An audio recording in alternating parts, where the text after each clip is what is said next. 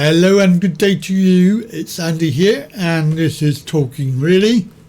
A subject that I don't know much about because I don't go on buses with my scooter. It's basically very difficult for me to manoeuvre. I have done it before, but as you can see the photo there, there's a wheelchair and a buggy, and there are bars, handrails everywhere that make using my scooter very difficult when you want to go on a bus. So I will be doing buses, but haven't done any in the past apart from London. I saw this video and it's actually very interesting, so let's have a look at it. We know parents don't understand that wheelchair users have priority over the wheelchair space on buses. It's not first come, first served. They have priority. We know they don't understand that. We know they're not going to fold up their buggies. We know it's so difficult and the baby's sleeping.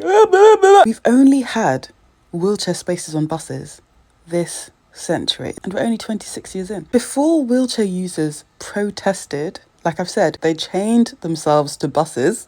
That's what they did. Before they did that, no buses had any space. So every single parent had to fold up their buggy, their pram. So wheelchair users got their space, but they didn't stop there. They said, yeah, of course parents can use that space if we're not there. Of course they can use it. And that kindness has now meant that parents are so entitled to that space. They're saying to wheelchair users, you should ask the government for a bigger space because I'm not folding. Do you know how the space that is only there because of them, they should ask the government for a bigger space so they can get on if you're on because you're not moving. And these stupid bus drivers who know the law, they just won't ever do anything. But it's funny because when someone doesn't want to pay their fare, you turn off the engine. But when it comes to wheelchair users, using the space they are legally entitled to, you're not involved. You're telling a wheelchair user, just wait for the next one, as if there aren't prams on every bus. I'm not waking up my child. I'm not asking a stranger to hold my child so I can fold. I'm not doing this. I'm not doing that. For a space you've only had for 2 decades. Ask your parents how they managed to take buses. Ask them. Wheelchair users did not choose to become disabled, yet they still made it their mission to fight for the space. Only for people who chose to have 3 under 3 to tell them they can't have it. So she makes some valid points there.